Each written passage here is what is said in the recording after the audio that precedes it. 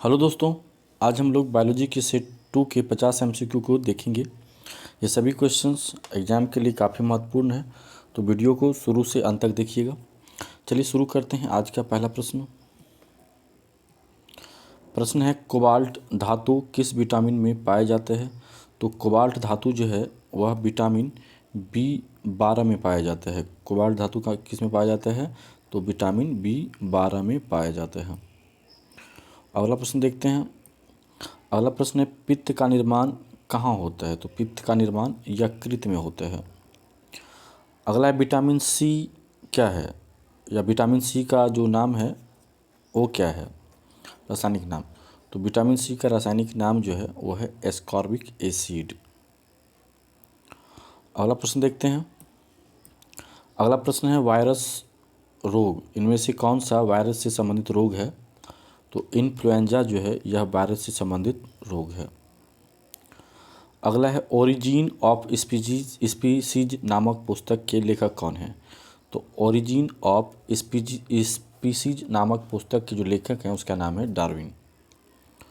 Origin of species नामक पुस्तक के लेखक कौन है, तो डार्विन। अगला है बैक्टीरियोफेज क्या है। तो बैक्टीरियोफेज वायरस है जो वायरस है जो विषाणु पर भक्षण करता है, या एक वायरस है जो कि विषाणु पर भक्षण करता है, बैक्टीरियोफेज कहलाता है। अगला प्रश्न देखते हैं। अगला है उपापचयी एंजाइम किसमें अनुपस्थित होता है। तो उपापचयी एंजाइम यानी कि मेटाबॉलिक एंजाइम जो है वह किसमें अनुपस्थित होता है, तो वह विषाणुओं में अनुपस्थित होता है। मेटाबॉलिक एंजाइम किसमें अनुपस्थित होता है, तो विषाणुओं में अनुपस्थित होता है। अगला है सबसे बड़ा विषाणु क्या है। तो सबसे बड़ा विषाणु जो है वह है पोक्स विषाणु। सबसे बड़ा विषाणु का नाम क्या है, तो पोक्स विषाणु। अगला प्रश्न है जीवन की उत्पत्ति नामक पुस्तक को किसने लिखा। तो जीवन की उत्पत्ति नामक पुस्तक को ओपेरिन ने लिखा था। जीवन की उत्पत्ति नामक पुस्तक को किसने लिखा है, तो ओपेरिन ने लिखा है। अगला है कार्बोहाइड्रेट पाचन के अंतिम उत्पाद क्या हैं। तो कार्बोहाइड्रेट पाचन के अंतिम उत्पाद मोनोसेकेराइड्स है, मोनोसेकेराइड्स। अगला प्रश्न है कौन सा पदार्थ शरीर की वृद्धि और नई कोशिकाओं के निर्माण में सबसे अधिक आवश्यक है। कौन सा पदार्थ शरीर की वृद्धि और नई कोशिकाओं के निर्माण में सबसे अधिक आवश्यक है, तो वह है प्रोटीन, जो कि शरीर की वृद्धि और नई कोशिकाओं के निर्माण में सबसे अधिक महत्वपूर्ण है, प्रोटीन।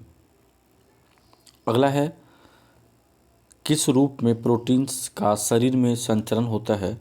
तो प्रोटीन का संचरण शरीर में जो है वह एमिनो अम्ल के रूप में होता है। एमिनो अम्ल के रूप में प्रोटीन का जो संचरण होता है शरीर में वह है एमिनो अम्ल। अगला है शरीर में यूरिया का संश्लेषण किस माध्यम से होता है। तो शरीर में जो यूरिया का संश्लेषण होता है वह किस में होता है, तो वह होता है यकृत में। शरीर में यूरिया का संश्लेषण किस में होता है, तो वह है यकृत। अगला प्रश्न है उत्सर्जन की इकाई क्या है। तो उत्सर्जन की इकाई है नेफ्रॉन। उत्सर्जन की इकाई क्या है, नेफ्रॉन। अगला है किस प्राणी में रुधिर नहीं होता किंतु श्वसन होता है। तो है हाइड्रा, इसमें रुधिर नहीं होता है पर यह श्वसन करता है। अगला है एक सामान्य मनुष्य 1 मिनट में कितनी बार सांस लेता है। तो एक सामान्य मनुष्य जो है 1 मिनट में 14 से 18 बार सांस ले लेता है। अगला है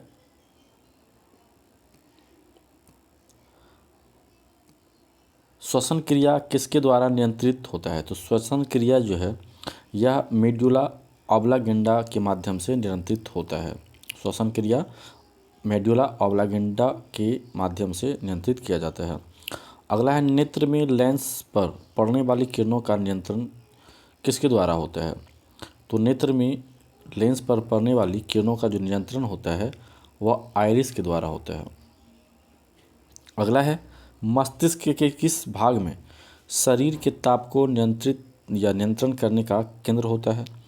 तो मस्तिष्क के हाइपोथैलेमस में शरीर के ताप को नियंत्रण करने का एक केंद्र होता है, यानी मस्तिष्क में जो एक केंद्र होता है शरीर के ताप को नियंत्रण करने का, उसको कहते हैं हाइपोथैलेमस, जो कि शरीर के ताप को नियंत्रित करता है, हाइपोथैलेमस। अगला प्रश्न देखते हैं। अगला है सबसे लंबी कोसा क्या है। तो सबसे लंबी कोसा किसका होता है। तो सबसे लंबी कोसा जो है यह होता है तंत्रिका कोसा। सबसे लंबी कोसा क्या होता है, तो वह होता है तंत्रिका कोसा। अगला है एक मनुष्य स्मृति खो बैठा है, इस मनुष्य के मस्तिष्क का कौन सा भाग प्रभावित हुआ है। तो जब मनुष्य स्मृति खो बैठता है, याददाश्त खो बैठता है, तो इस मनुष्य का मस्तिष्क जो है यह प्रभावित हुआ होता है। अगला प्रश्न है लैंगरहैंस के उपद्वीप कहाँ पाए जाते हैं। तो लैंगरहैंस के उपद्वीप जो है यह अग्नाशय में पाए जाते हैं। लैंगरहैंस के उपद्वीप कहाँ पाए जाते हैं, तो अग्नाशय में पाए जाते हैं। अगला प्रश्न देखते हैं। अगला है वृद्धि हार्मोन किससे स्रावित होता है। तो वृद्धि हार्मोन जो है यह पिट्यूटरी से स्रावित होता है। अगला है सबसे बड़ी ग्रंथि क्या है।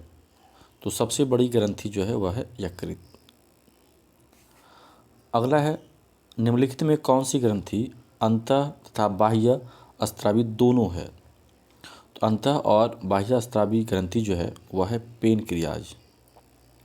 अंतः और बाह्य स्रावी के रूप में किस ग्रंथि को जाना जाता है, तो वह है पेनक्रियाज, जो कि अंतः और बाह्य स्रावी दोनों है। अगला प्रश्न देखते हैं। अगला है गर्भ निरोधक गोलियों में अधिकतर क्या होता है। तो गर्भ निरोधक गोलियों में अधिकतर ऑस्ट्रोजेन और प्रोजेस्टेरोन पाए जाते हैं। ऑस्ट्रोजेन और प्रोजेस्टेरोन पाया जाता है गर्भ निरोधक गोलियों में। अगला प्रश्न देखते हैं। अगला है निम्नलिखित में से कौन सा जंतु द्विलिंगी होता है। तो जोंक जो है यह द्विलिंगी होता है। अगला है ना उड़ने वाली पक्षी, ना उड़ने वाली पक्षी कौन सी है। तो ना उड़ने वाली पक्षी है ईमू, यह उड़ता नहीं है, बहुत बड़ा पक्षी होता है। अगला है द्विनाम पद्धति का जनक कौन है। तो द्विनाम पद्धति जो है यह लिनियस ने दिया है, यानी द्विनाम पद्धति का जनक किसे कहा जाता है, तो यह है लिनियस। अगला प्रश्न देखते हैं। अगला प्रश्न है स्तनधारियों का सबसे महत्वपूर्ण लक्षण क्या है। तो स्तनधारियों का सबसे महत्वपूर्ण लक्षण होता है यह, इसका जो हृदय होता है वह 4 कोष्ठीय होता है। स्तनधारियों का हृदय कितने कोष्ठीय होता है, 4 कोष्ठीय। ठीक है। अगला प्रश्न है उड़न मछली कौन सी है, या उड़न मछली किसे कहा जाता है। तो समुद्री घोड़ा जैसे कि उड़न मछली कहा जाता है। अगला है जीव विज्ञान के जनक कौन है। तो जीव विज्ञान के जनक हैं अरस्तु। अगला है ये तो हो गया, जीव विज्ञान का जनक कौन है, तो अरस्तु। अगला है वर्गीकरण की आधार की इकाई क्या है। तो वर्गीकरण के आधार की जो इकाई है उसको क्या कहा जाता है, उसको कहा जाता है स्पीसीज। वर्गीकरण के आधार की इकाई क्या है, तो वह है स्पीसीज। अगला प्रश्न है शरीर में फास्फोरस कहाँ पाया जाता है। तो शरीर में सबसे ज़्यादा फास्फोरस जो है वह अस्थियों या फिर दांतों में पाया जाता है। शरीर में सबसे ज़्यादा फास्फोरस अस्थि और दांतों में पाया जाता है। अगला प्रश्न देखते हैं। अगला प्रश्न है मानव के लाल रुधिर कणों, जिसमें यानी कि लाल रुधिर कण यानी कि आरबीसी जिसको बोलते हैं, का जीवन काल कितना होता है। तो वह होता है 120 दिन का। मानव के लाल रुधिर कण का जो जीवन काल होता है वह होता है 120 दिन का। अगला है शरीर में सबसे बलशाली पेशी कहाँ पाई जाती है। तो शरीर में जो सबसे बलशाली पेशी है वह है जबड़े की हड्डी, यानी जबड़े में पाया जाता है। अगला है बाह्य कर्ण का कठोर लचीला भाग किसका बना होता है। तो बाह्य कर्ण यानी कान का कठोर लचीला भाग जो है वह उपास्थि का बना हुआ होता है। अगला प्रश्न देखते हैं। अगला है मानव के रक्त का सामान्य पीएच मान कितना होता है। तो मानव के रक्त का पीएच मान 7.4 होता है, 7.4। अगला है रुधिर दाब का नियंत्रण कौन करता है? तो रुधिर दाब का नियंत्रण एड्रीनल ग्रंथि के माध्यम से होता है। अगला है रुधिर का थक्का जमने के लिए कौन आवश्यक है? तो रुधिर का थक्का जमने के लिए जो आवश्यक है वह है कैल्शियम। रुधिर का थक्का जमने के लिए कौन आवश्यक है? तो वह है कैल्शियम। अगला प्रश्न देखते हैं। अगला है रुधिर में एंटीस्कंदन पदार्थ मिलाया जाता है और वो उसका नाम क्या है? तो उसका नाम है सोडियम ऑक्सीलेट। रुधिर में एंटीस्कंदन पदार्थ मिलाया जाता है वह है सोडियम ऑक्सीलेट। अगला है शरीर में सबसे अधिक पाया जाने वाला उत्तक का नाम क्या है? तो शरीर में सबसे अधिक पाए जाने वाला उत्तक जो है वह है संयोजी उत्तक। अगला है ट्रिपेनोसोमिएसिस रोग का वाहक कौन है? तो ट्रिपेनोसोमिएसिस रोग का जो वाहक है वह है सीसी मक्खी। सीसी मक्खी से ट्रिपेनोसोमिएसिस नामक रोग होता है। अगला प्रश्न देखते हैं। अगला है काला जार के लिए उत्तरदायी प्रोटोजोआ कौन सा है? तो काला जार के लिए तो उत्तरदायी प्रोटोजोआ है उसका नाम है लिस्मानिया। इसके द्वारा काला जार होता है। अगला प्रश्न है मलेरिया के लिए महत्वपूर्ण दवा कुनैन निष्कासित होती है किसके द्वारा या किससे? तो कुनैन जो है यह सिनकोना की छाल से बनाया जाता है या प्राप्त होता है। अगला है मक्खी के लार्वा को क्या कहते हैं? तो मक्खी के लार्वा को मैगट कहा जाता है। मक्खी के लार्वा को क्या कहा जाता है? मैगट कहा जाता है। अगला प्रश्न देखते हैं। अगला है उद्योग जो मधुमक्खी से संबंधित है उसे क्या कहते हैं? तो यानी कि मधुमक्खी से संबंधित उद्योग को क्या कहा जाता है? उसे कहा जाता है एपीकल्चर। मधुमक्खी से संबंधित उद्योग को क्या कहा जाता है? तो एपीकल्चर। अगला है मधुमक्खियों का संचारण का साधन क्या है? तो मधुमक्खियों का संचारण का जो साधन है वह है नाच। अगला प्रश्न है टीसी मक्खी, सीसी मक्खी होना चाहिए। सीसी मक्खी जो है निम्नलिखित में कौन सा रोग फैलाती है? तो यह है स्लीपिंग सिकनेस। ठीक है, स्लीपिंग सिकनेस। टीसी मक्खी निम्नलिखित में कौन सा रोग फैलाती है? तो स्लीपिंग सिकनेस। अगला है काला औजार रोग निम्नलिखित में से किसके काटने से फैलता है? तो काला औजार रोग जो है सैंड फ्लाई के काटने से फैलता है।